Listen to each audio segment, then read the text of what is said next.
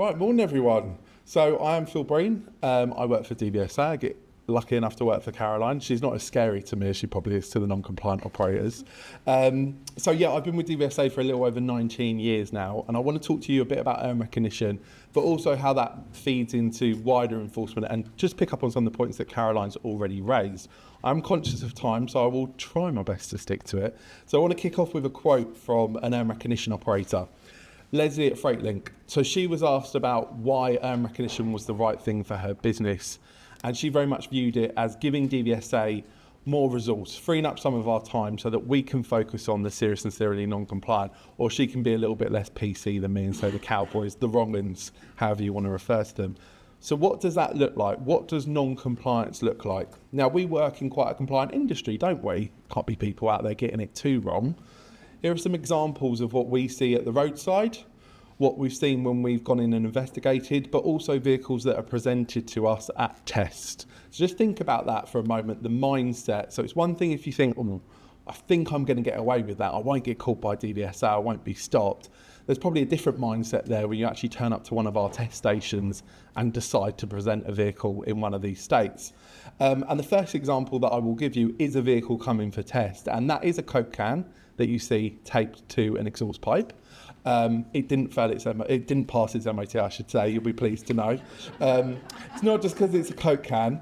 Other brands are available. You cannot use a Coke can to cover an exhaust, just so we're very clear, ladies and gentlemen. And they didn't actually even cover all of it. As you can see, there's still cracking there. But that was presented for tests. So that idea of I can get away with it, I can bend the rules, I can be flexible, is still quite present in our industry, unfortunately. Next vehicle there, you'll see something that's pretending to identify as a tyre, I think I'll call it, because there's not much of a tyre left there. There's exposed cords and there's exposed cores, isn't there really? That was stopped, picked up on the A34 by some of our colleagues. Cold, misty morning, bits of rubber were actually flying off of that tyre. So think about time of day.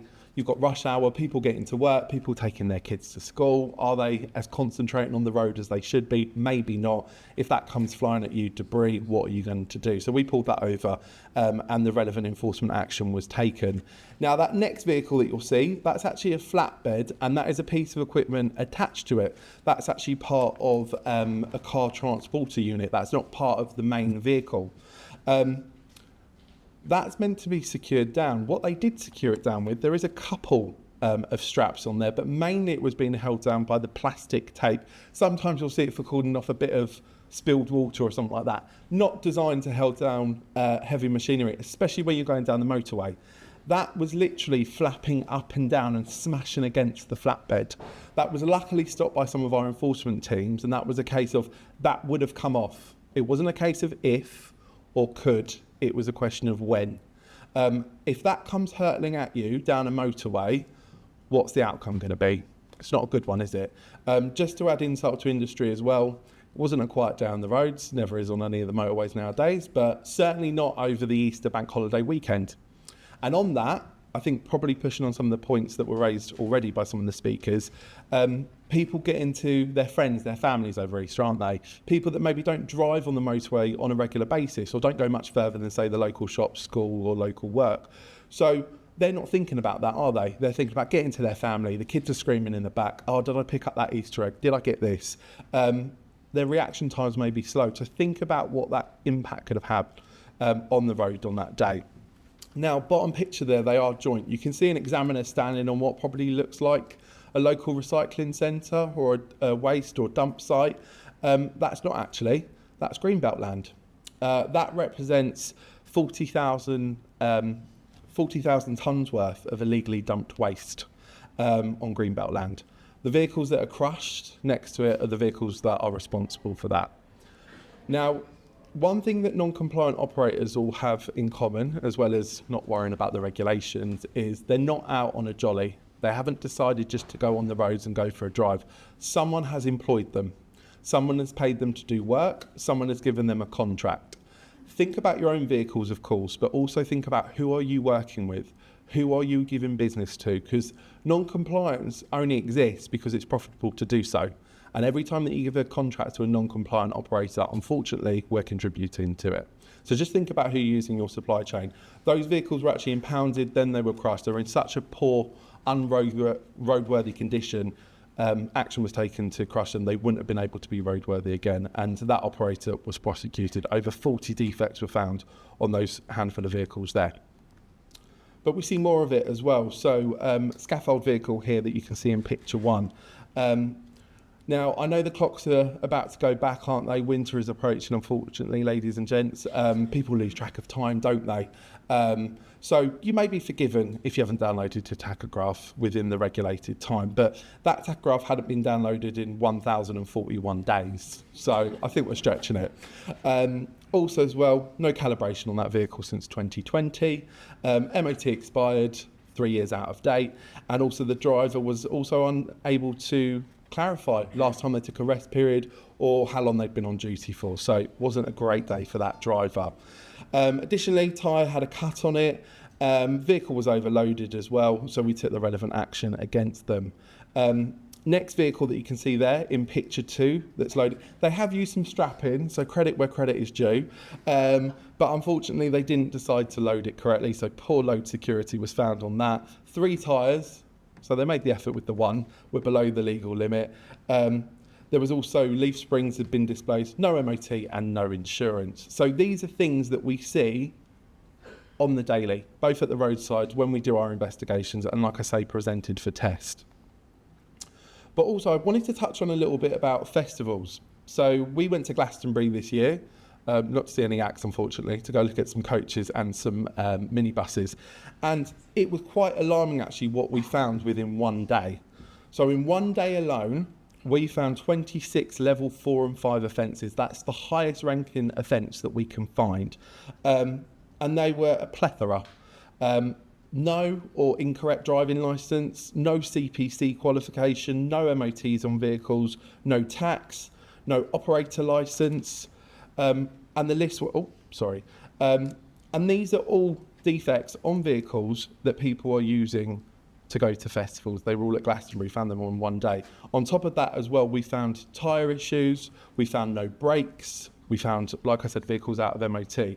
So again, it goes back to that point of think about who you're using in your business, but also think about who you're using in your personal life. Which company are you employing to take you and your friends to festivals or stag do's or hen do's or things like that? I know Caroline did a piece on limousines years ago. I will never get into a limousine again after the piece that Caroline did. Think about who you're using, because it goes back to my earlier point. As long as we employ non-compliant operators, if we give work to them, they're always going to be in the marketplace, unfortunately, and they put all of our lives at risk.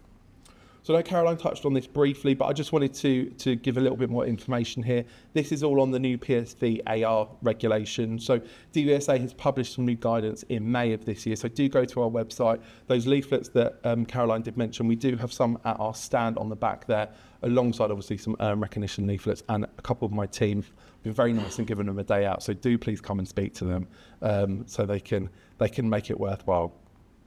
But what I've come to talk about, earned recognition.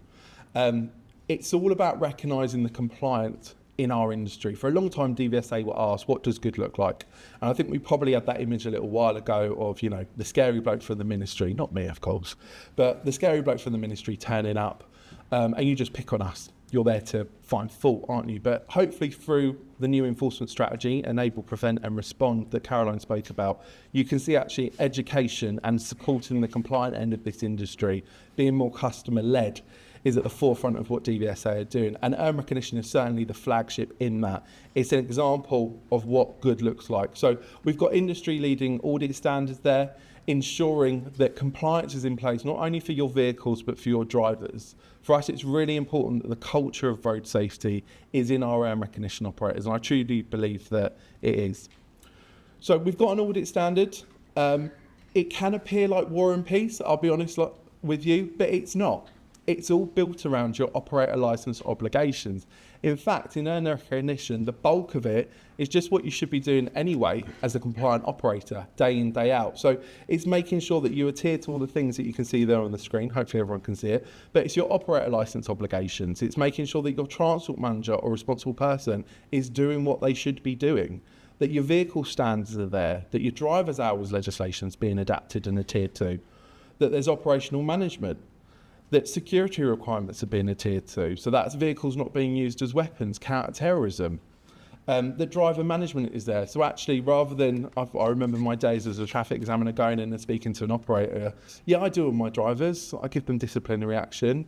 Oh, 4.5 hour offences, and there'd be a stack of paper like that they'd spoken to the driver in the last 6 months, hundreds of times about it. Actually, at some point, that's going to be an issue. You need to deal with that. Training, making sure that the right training is in place for your drivers, and also additional policies. So like I said, it's only really adapting what's in your operator licence, but making sure that you're evidence-based and being able to demonstrate that you do that. Because we believe road safety matters. So for us, in the earned recognition world, it's making sure that the vehicles that you use, the operators that you deal with, contracts that are given out, that it's safe and compliant operators that do just that. For me, earned recognition's got to be making sure that they're at the top of their game, that exemplar standards are demonstrated when it comes to road safety, but also we need to make sure that it's commercially viable. One of the steps that we've taken is we've written to every single local authority, council and transport body in the last 12 months to make them aware of earned recognition. And not saying they must adapt this for their contracts, that they must use this, but asking the question, if you're not using earned recognition, are you using anything? What are you using? Because I believe in 2024, when your child gets onto a school bus, that bus should have brakes, that driver should have a driving licence. I don't think that's too much to ask. We know those checks don't always happen, unfortunately, that refuse vehicles that's picking up the rubbish from outside your house, that they've got the adequate drivers. They've been trained. Any of you that are in the refuse world, you'll know the driver position's very different. Being able to adapt that vehicle and turn it is very different from a standard HGV. So actually, they've done those checks. So that's what we're really pushing for, making sure that safe and compliant vehicles are operating in all of our towns and communities. But also as well, I don't want to do a one size fits all. I don't want to make sure that every operator in earned recognition has to do everything for things that are outside of their particular industry or their sector of our industry. So we've brought in commercial modules. So these modules that you can see on the screen, these are additional extras to earned recognition that you can add on if you like. So I know we've heard about the DVS standard. We have a TfL contract, so that's in partnership with Transport for London. That covers the DVS requirements, work-related road risks. It's recognised by clocks as well. So giving a bit of choice to the industry and to the operator in terms of how they go about getting those contracts. LPT2, so working with the London Power Tunnels project, you can apply for contracts in that space through that module. HS2, I know obviously the part of the country that we're in, HS2 is still continuing, as you know, just not quite as large as it once was. But again, if you want to go for a contract with HS2, we give you the ability to do that through earned recognition. Guild of British Coach Operators, so any of our PSV operators in the room. We've partnered with the Guild previously. To be a Guild member, you had to be nominated by 2 existing members, a bit like an old school golf club. I'm not a massive fan of old boys clubs by any means. So actually this allows you to apply to be a member of the Guild. And also the concrete operational module. Now, as you know, anyone in this industry knows over the last couple of years, there's been a sharp rise, unfortunately, and fatalities of turnovers of volumetric mixers and trailers in the concrete world and quarry world. We've taken some action, so we've partnered with the British Aggregates Association, BAA, to set out some clear guidance of what good looks like in that very specific sector, and contractors now in that space are starting to ask for this module. But in the earned recognition world, we're always expanding, looking to do more. When I am in the office, which does happen, despite what Andrew may have told you, Road to Earned Recognition, or R2ER. This is aimed at new operators. So for earned recognition, you need to be an operator who's earned the right to be recognised by us. But actually for Road to ER, this is set up for brand new operators, helping them get it right from day one, setting out a clear milestone programme over a 2-year period so they can be in the best position, A, to join earned recognition, but also not to unlearn bad habits in that space. And why did we take that? Why have we taken the steps to earn recognition? Why have we added the steps of the enable part of our enforcement strategy? To avoid accidents like that, incidents like that. One thing that all of these have in common, these are all on local authority and council contracts. So when we ask questions around compliance and what checks were done before contracts are given, this is exactly why. Chances are some of these would have, at least some of these would have been preventable. That bottom right picture scares me a little bit. That's a playground sign. If that was a different time of day or a different day of the week, someone probably would have been in that Fiesta, could have been small children. We want to prevent that. We want to stop that from happening. And I do believe earned recognition is one of the ways that we can do that. So I am here all day, as are a couple of my team. I think we've got the only stand. I don't know how I managed to blag that, but thank you, Charlie. I'll take it. We're at the back. Do come and get a leaflet from us, a brochure. QR code is up there. We can find out more information. But hopefully you've seen through my presentation and Caroline's, through earned recognition, through the new technology that we're putting into place, we'll keep Britain moving safely and sustainably. Thank you very much. Thank you, sir. Just say that, so. Dan, is there any burning questions for anybody for Phil at a minute? An understand? No? Sure? Do you have any areas that you get involved in the roofs? Hands up. Yes. Right. Does someone want to give a bit of a feedback of what the benefits are for us? No pressure anyone. No pressure. I'll go for Dave. Dave about to do it. I said let's get on and people start coming down. Dave. Yeah, for us at Trutley, it's allowed us to be a bit more open towards DVSA. Throughout my career, I know DVSA or through the time of there, and it was always a fear whenever you get the knock, even though you thought something to be compliant, there's always a fear that it finds something. One thing I've learned with DVSA is they want to support us and they're there to bounce ideas, and if you've got issues, we can ever talk to them. So yeah, I like the openness about it. Indeed. Okay, thank you, David. Thank you. What the hand up here is thinking you apply or are trying to attend it and nothing issues. And Jeff. So it's not the reason why you want to do it.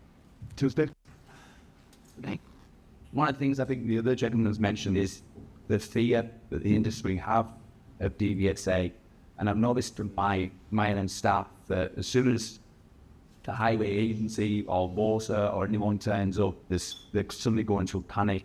So one of the things that we do is we want to support having the DVSA, but we're also quite concerned of issues, whether or not to have infringements, how that's dealt with, how do we approach DVSA to deal with ad issues and not have then the software report to us and then someone coming back to us. How do we deal? Get ourselves.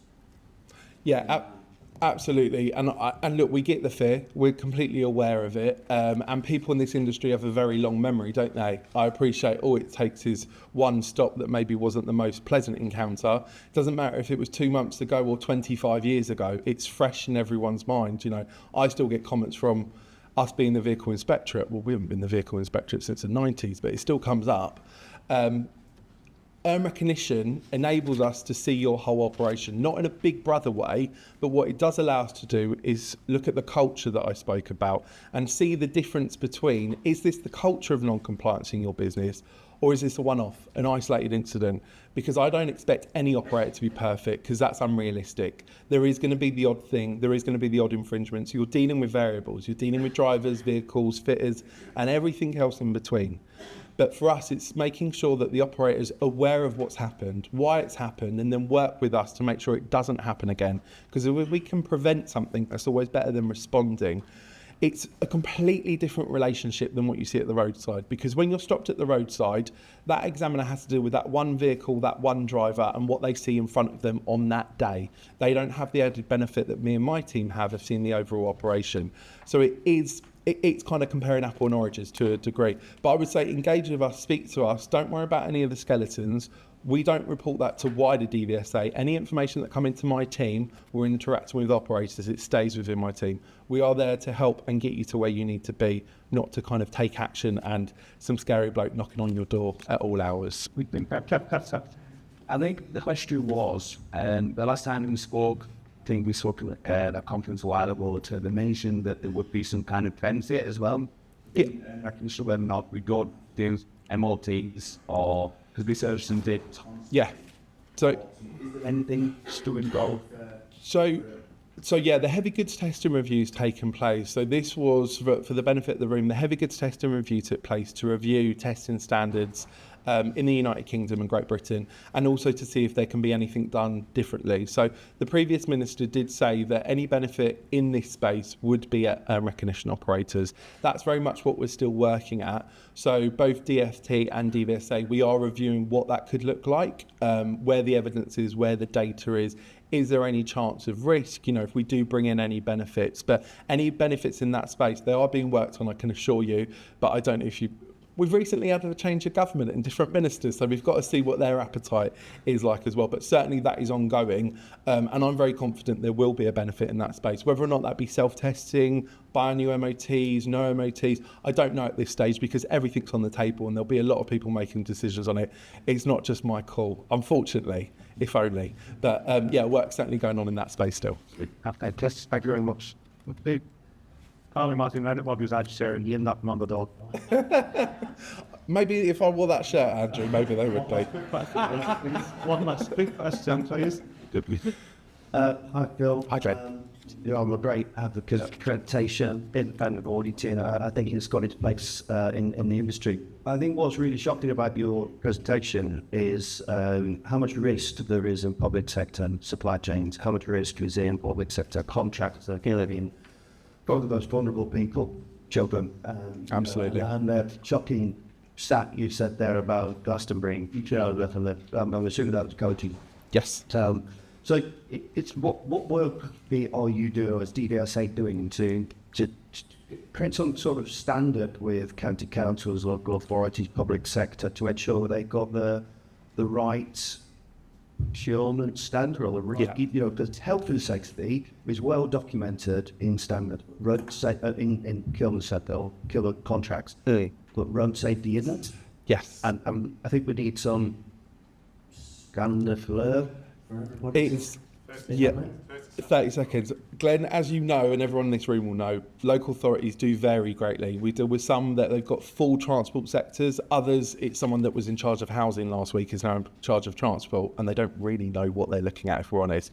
So what we've done, we've collected all the data, look at where there are issues. Why are we going down this route? Why are they going with the cheapest operator? Is it always price? What does that look like? And then we're in a position where we can kind of engage with every single one of them, which we're doing, to look at raising standards across the piece. Thank you. Thank you. Thank you. Thank you.